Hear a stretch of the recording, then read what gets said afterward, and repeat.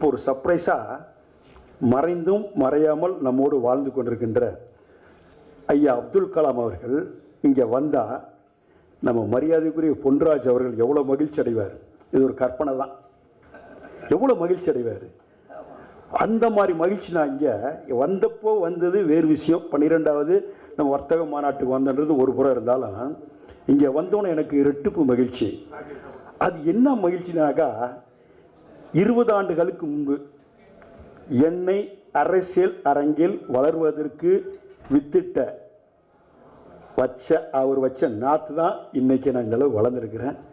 அந்த அளவுக்கு வளர்வு காரணமாக இருந்த அண்ணன் மிசா கணேசன் அவர்கள். அவரை பார்த்தவொன்னே எனக்கு கொஞ்சம் கண் கலக்கம் ஆயிடுச்சு. ஏன்னா 20 ஆண்டுகளுக்கு முன்பு என்னை உருவாக்கியவர், அரசியல் உருவாக்கியவர், வளர்த்தவன் கூட சொல்லலாம். அவர் எதுக்கு வந்து ரொம்ப 20 ஆண்டுகள் இந்த நம்ம தொடர்பும் இல்லை. நான் இப்போ எதுக்கு முன்னாடி சொல்லும் பொன்ராஜ் சார் எப்படி சந்தோஷப்படுவாரோ அந்த மாதிரியான மகிழ்ச்சியில் அவரை பார்த்தோன்னே நான் இரட்டிப்பு மகிழ்ச்சியில் ஆகிட்டேன். அந்த அளவுக்கு எங்களை அரசியல் அரங்கில் மிகப்பெரிய ஒரு நாங்கள் வளர்கிறதுக்கு அடித்தளமாக இருந்தவர் தான் அண்ணன் மிசா கணேசன் அவர்கள்.